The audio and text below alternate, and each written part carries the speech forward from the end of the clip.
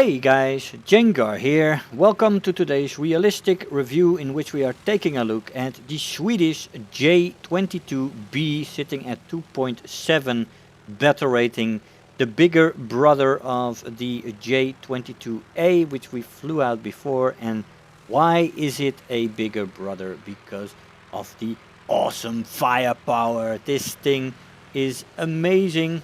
I was already talking about the 13 millimeters of the Swedish line when I reviewed the A, and the B doesn't have two of them, it has four of them, which is even more fantastic and brutal.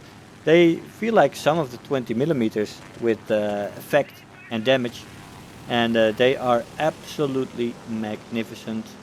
Just look at this overshooting I-180 and it's gone. It's just gone. And that happens a lot. It happens a lot.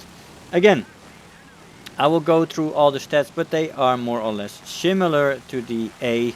They are basically the same plane, just with the different calibers of guns. So at 2.7 battle rating, the speed of this plane is still pretty good, with 465 kilometers an hour in a straight line at sea level without whip, and 468 with whip. At 4,500 meters it still go up to 415 without and 440 with, and finally at 6,500 meters you can take her to 352 kilometers an hour without whip and 371 with whip. Now, as I said with the A, at 2.3 this is very good speed, it's one of the faster planes, but at 2.7 there is some more competition on the way. It is still not a slow plane at all. It is still a fast plane, but there's more competition, and especially at up tiers to 3.7 you will be hard pressed for speed. But anyway, at its own battle rating it is still very good at the speed department in a straight line. The top speed in a dive though, as said with the A, is not great, with 637 kilometers an hour for the red line and 730 before she rips apart. Now, that is not good. There is a good many planes that are faster in a dive than this plane and have a higher end to that. The handling of this plane though in the dive is pretty good, with a control stiffening that starts at 500, a little bit for the first tick, and at 600 you get a second tick to the control stiffening, where she stiffens up a little bit, and that compression starts to hit in a little bit, but that is already very close to the red line. Only 30 kilometers an hour difference. As we just pull out slightly late on this head-on, where he gets a hit on my right wing. If we would have rolled out faster, we would not have taken any damage at all. Anyway, the control stiffening in a dive is thus good. So you don't have a long dive in this plane, but the dive that you do have is with good maneuverability, without much loss of maneuverability in that dive, and capability of getting guns on target. But there's many planes that can continue the dive once you already had to pull out, and that's unfortunate, but it is what it is. Not the most fantastic boom and zoomer does. The stall speed in this plane is 80 kilometers an hour as with the A, and that is absolutely fantastic. It stalls out very late, making this plane ideal for stall maneuvers, which makes the plane very good at energy fighting, which is very nice.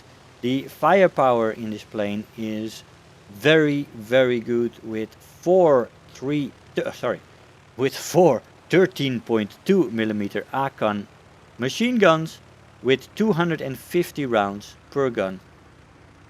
Absolutely devastating firepower at 2.7 battle rating. The plane has no lack of firepower at this battle rating, as these Swedish 13 millimeters feel like some of the 20 millimeters do when it comes to damage output.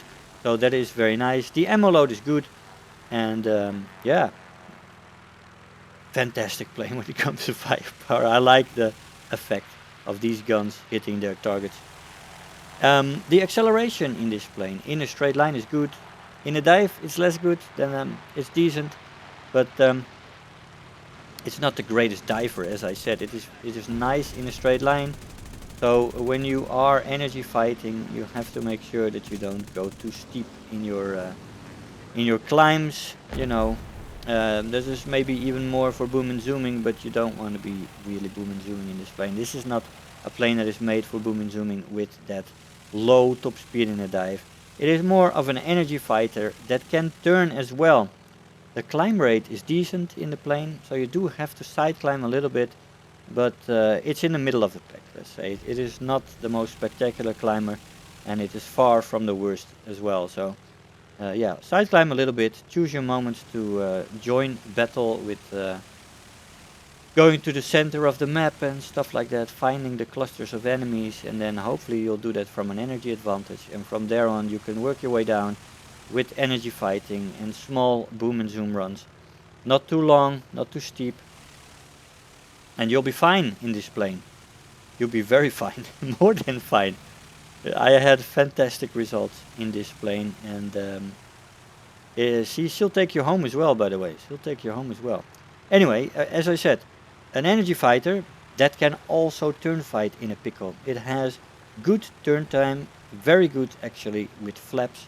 Flaps only ripping off at 570 kilometers an hour, which is more than decent. It doesn't reach that speed at all, and it is only 60 kilometers away from the red line of this plane.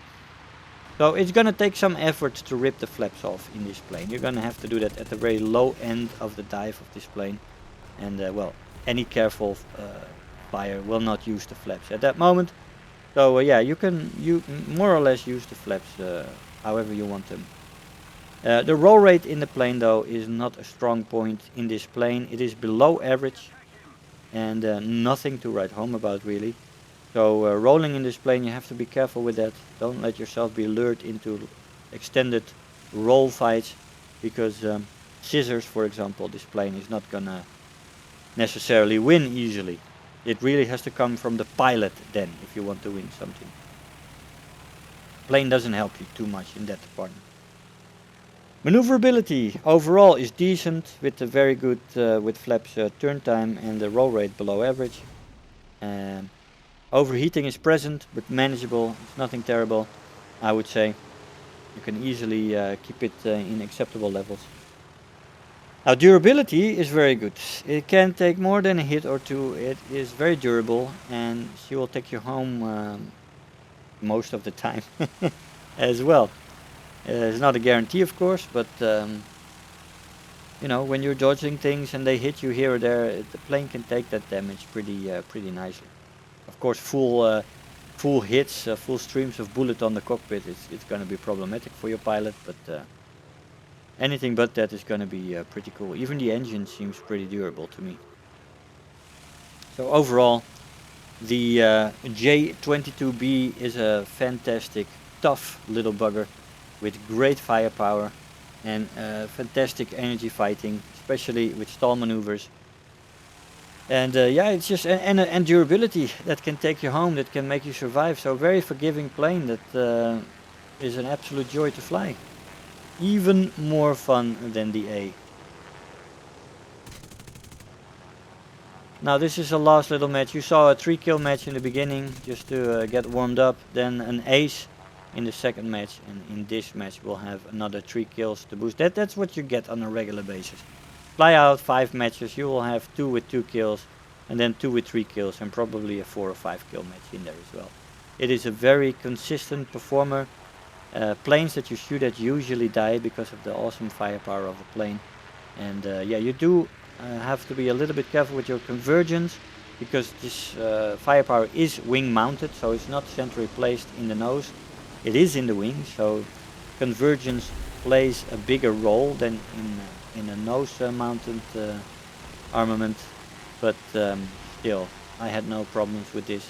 Put it on 600 meter for the convergence, and you'll have effective firepower until 1.2 kilometers. When you're doing a head-on and you fire at 2 kilometers, the bullets will still arrive when the plane is already at 1200. So in most situations this won't be a problem.